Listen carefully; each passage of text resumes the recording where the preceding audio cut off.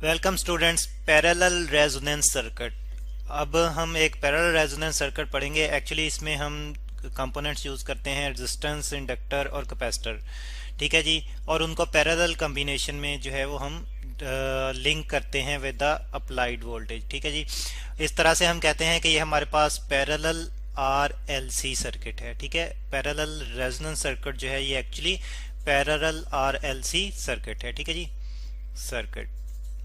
तो फिर resonance condition इसमें क्रिएट होती है। रेजोनेंस क्या है जी? जब अप्लाइड फोर्स की जब अप्लाइड फोर्स की फ्रीक्वेंसी जो है ये मैच कर जाती है to the frequency of vibrator. ठीक है, ऑसिलेटर वाइब्रेटर की फ्रीक्वेंसी के मैच कर जाती है ऐसे अप्लाइड फोर्स की फ्रीक्वेंसी, तो रेजोनेंस कंडीशन जो है वो क्रिएट होती है और एम्पलीट्यूड जो है वो इंक्रीज होता है। अब यहाँ पे हम एक्चुअली इलेक्ट्रिकली रेजोनेंस जो है वो देखेंगे कि कैसे प्रोड्यूस होती है। यहाँ पे भी कुछ जो है वो मतलब कुछ मैचिंग किस्म की ही जो है वो सिचुएशन क्रिएट होती है। एनीहाउ हम यहाँ पे पहले तो पैरेलल सर्किट बना लेते हैं। हमारे पास इसमें सबसे पहले तो जो है वो रेजिस्टेंस की बात की गई है, तो ये रेजिस्टेंस है जी हमारे पास।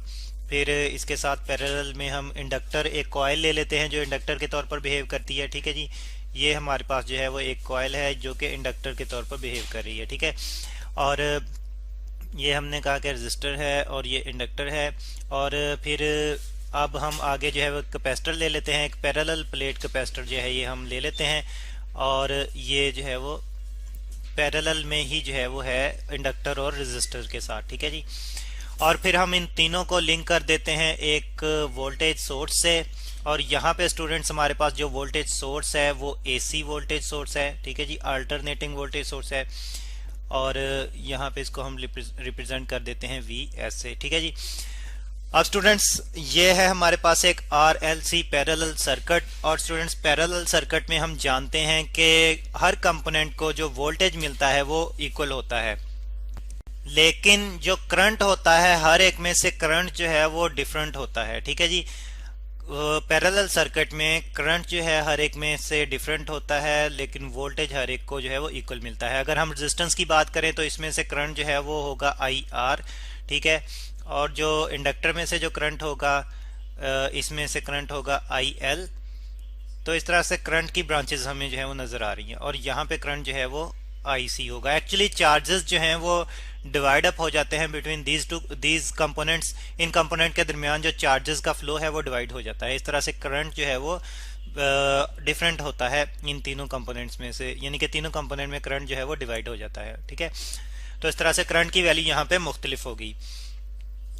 अब हम जो है वो देखते हैं कि इंडक्टर की जो रिएक्टेंस होती है जिसको इंडक्टिव रिएक्टेंस हम कहते हैं और रिप्रेजेंट करते हैं XL से, इसको हम कैलकुलेट कर सकते हैं ओमेगा L से। ये स्टूडेंट्स L को जरा जो है वो प्रॉपरली लिख लेते हैं। ठीक है, L। ठीक है, और ये कैलकुलेट करते हैं हम ओमेगा इंटू L से। ओमेगा जो है ये फ्रीक्वेंसी ऑफ AC सोर्स है। जो वोल्टेज हमने अप्लाई किया है ये उसकी फ्रीक्वेंसी है, क्योंकि साइनोसॉइडली वेरिंग वोल्टेज है तो इसलिए इसकी फ्रीक्वेंसी भी होगी। ठीक है, और फिर हम जो है वो अगर और L जो है यहाँ पे स्टूडेंट्स ये इंडक्टर की इंडक्टेंस है। ठीक है, और अगर हम बात करें कैपेसिटर की तो कैपेसिटर की जो रिएक्टेंस होती है जिसको हम कैपेसिटिव रिएक्टेंस कहते हैं XC से रिप्रेजेंट करते हैं। और इसको अगर हम कैलकुलेट करना चाहें तो ये हम कैलकुलेट करते हैं 1 ओमेगा C से। ठीक है जी, ओमेगा वही फ्रीक्वेंसी ऑफ AC सोर्स है और C यहाँ पे स्टूडेंट्स कैपेसिटर की कैपेसिटेंस है। ठीक है, और स्टूडेंट्स ये एक्चुअली रेजिस्टर्स के तौर पर ही बिहेव करती हैं। AC सर्किट्स में से ये रेजिस्टर के तौर पर ही बिहेव करती हैं। तो अब स्टूडेंट्स अगर हम बात करें फेज की, यानी कि इनमें वोल्टेज जो है वोल्टेज और करंट के फेज की बात करें, तो अगर हम रेजिस्टर की बात करें तो रेजिस्टर में वोल्टेज और करंट जो है वो इन फेज होते हैं। ये तो है जी हमारे पास वोल्टेज, और अगर हम ये रेजिस्टर के लिए डायग्राम बना रहे हैं तो इसमें करंट भी जो है वो इन फेज होगा, और ये रेजिस्टेंस के लिए है। अब हम देख रहे हैं कि रेजिस्टेंस के लिए करंट जो है वो IR है। ठीक है, और अगर हम इंडक्टर की बात करें तो इंडक्टर में जो करंट है ये लैग करता है वोल्टेज को, ठीक है जी। यानी कि वोल्टेज से इसका फेज डिफरेंस होता है π/2 या 90 डिग्री का, ठीक है। यहाँ पे अगर जो है हम डाउनवर्ड रिप्रेजेंट कर दें, ये लैग कर रहा है तो डाउनवर्ड इसे रिप्रेजेंट कर रहे हैं, और that is current in inductor, ठीक है। इंडक्टर में ये करंट है IL, ठीक है जी। और ये 90 डिग्री या π/2 का फेज डिफरेंस है इसका वोल्टेज से। वोल्टेज क्योंकि सब में सेम है तो इसलिए वोल्टेज को यहाँ पे हमने हॉरिजॉन्टली ही सबके लिए कॉमनली रिप्रेजेंट कर दिया है। और स्टूडेंट्स अगर हम बात करें कैपेसिटर की, तो कैपेसिटर में जो करंट है ये लीड करता है वोल्टेज को, ठीक है जी। तो इसको और कितना लीड करता है, इसको हम IC से रिप्रेजेंट करते हैं कि ये कैपेसिटर में करंट है, और ये कितना लीड करता है, ये भी π/2 या 90 डिग्री ही लीड करता है वोल्टेज को, ठीक है। तो ये हैं जी फेजर डायग्राम इन तीनों कंपोनेंट्स में से। और स्टूडेंट्स अगर हम सिर्फ करंट की बात करें तो आप देख रहे हैं कि कैपेसिटर के करंट में और इंडक्टर के करंट में जो है वो 180 डिग्री का फेज डिफरेंस है, यानी कि दोनों एक दूसरे के अपोजिट हैं, ठीक है जी। 180 डिग्री का फेज डिफरेंस है, 180 डिग्री, दोनों एक दूसरे के अपोजिट हैं। और स्टूडेंट्स अगर ऐसी कंडीशन में अगर जो है वो हम XL को XC के बराबर कर दें, रिएक्टिव इंडक्टेंस को कैपेसिटिव इंडक्टेंस के रिएक्टिव इंडक्टिव रिएक्टेंस को कैपेसिटिव रिएक्टेंस के बराबर कर दें, और तो क्या होगा, ये इन दोनों करंट्स की अमाउंट भी जो है वो इक्वल हो जाएगी, बराबर हो जाएगी। दोनों एक दूसरे के अपोजिट होने की वजह से एक दूसरे को कैंसिल आउट करेंगे। और इस कंडीशन को हम कहते हैं रेजोनेंस कंडीशन, ठीक है जी। ये मैचिंग हो गई है दोनों की रिएक्टेंसेस की, तो ये रेजोनेंस कंडीशन है हमारे पास। Resonance condition. तो स्टूडेंट्स हम किसी भी सर्किट में जो है वो हम कैपेसिटर और इंडक्टर जो है कैसे इनकी रिएक्टेंसेस बराबर करेंगे। अगर हम एक स्पेसिफिक फ्रीक्वेंसी, क्योंकि ये फ्रीक्वेंसीज पे भी डिपेंड करें, एसी सोर्स की फ्रीक्वेंसी पे, अगर फ्रीक्वेंसी चेंज हो रही हो और फिर उसको हम एक ऐसी अमाउंट पे, ऐसी वैल्यू पे ले आए जहां पे ये दोनों बराबर हो जाएं, तो फिर रेजोनेंस कंडीशन क्रिएट होगी। और वो जो वैल्यू है एसी फ्रीक्वेंसी की, वो जो वैल्यू है AC ओमेगा की, जो स्पेसिफिक वैल्यू है, ठीक है जी,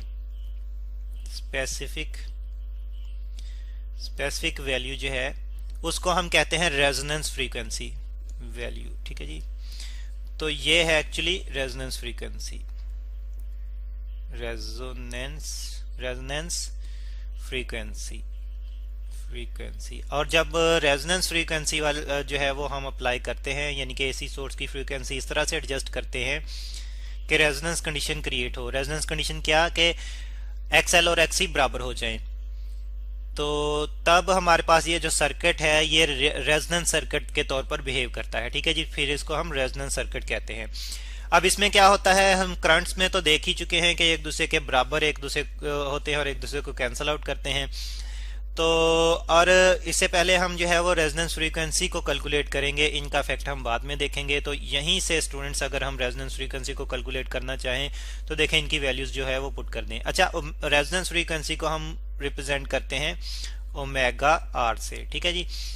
तो अब क्योंकि रेजोनेंस कंडीशन है तो XL जो है इसको हम ओमेगा R इंटू L लिखेंगे, और इसी तरह से XC जो है ये 1/, स्टूडेंट्स ये ओमेगा यहाँ पे ये जरा क्लियर कर ले, ओमेगा R इंटू L, ठीक है जी। और ये बराबर होगा 1/, ओमेगा R इंटू C के, ठीक है जी। अब ओमेगा R को शिफ्ट करें और L को शिफ्ट करें, क्रॉस इंटरचेंज करें, तो हमारे पास जो है वो यही ओमेगा R जो है ये इस तरफ जाएगा तो मल्टीप्लाई होके ओमेगा R का स्केयर आ जाएगा, और L इस तरफ आके डिवाइड होगा तो हमारे पास 1/LC आ जाएगा, ठीक है जी। अब स्केयर हमने जो है वो कैंसिल आउट करना है ओमेगा R का, तो हम स्केयर रूट ले लेंगे। राइट साइड पे हमारे पास जो है, राइट साइड पे क्वांटिटी जो है वो स्केयर रूट में आ जाएगी। 1 का स्केयर रूट 1 ही आता है, तो हमारे पास सिर्फ 1/LC स्केयर रूट आ जाएगा, ठीक है जी। तो स्टूडेंट्स इस फार्मूले से हम रेजोनेंस फ्रीक्वेंसी कैलकुलेट कर सकते हैं, लेकिन ये फ्रीक्वेंसी जो है ये रेडियन पर सेकंड में होती है हमारे पास। अगर हम इसको हर्ट्ज में फ्रीक्वेंसी को कैलकुलेट करना चाहें, हम जानते हैं नॉर्मली हम फ्रीक्वेंसी को हर्ट्ज में ही लेते हैं, तो फिर उसके लिए क्या हम कर सकते हैं स्टूडेंट्स? उसके लिए हम रिलेशन देखते हैं कि हर्ट्ज में जो फ्रीक्वेंसी होती है और जो रेडियन में फ्रीक्वेंसी होती है उनका आपस में रिलेशन क्या है, और वो है जी f is equal to 1/2 pi into omega. अब हम क्योंकि रेजोनेंस कंडीशन पे हैं तो ओमेगा को हम ओमेगा आर से रिप्रेजेंट कर रहे हैं, तो यहाँ पे भी हर्ट्ज में फ्रीक्वेंसी को एफ आर से रिप्रेजेंट करेंगे। अब ओमेगा आर की ये वाली वैल्यू अगर हम यहाँ पे पुट कर दें तो हमारे पास हर्ट्ज में रेजोनेंस फ्रीक्वेंसी आ जाएगी F R is equal to 1/2 पाई।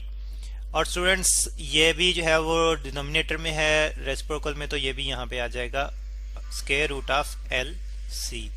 तो स्टूडेंट्स ये है हमारे पास फार्मूला जिससे हम resonance frequency in hertz calculate कर सकते हैं, और ये resonance frequency for parallel resonance circuit है।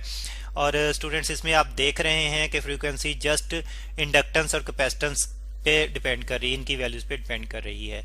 इसकी प्रॉपर्टीज जो है वो हम नेक्स्ट लेक्चर में डिस्कस करेंगे।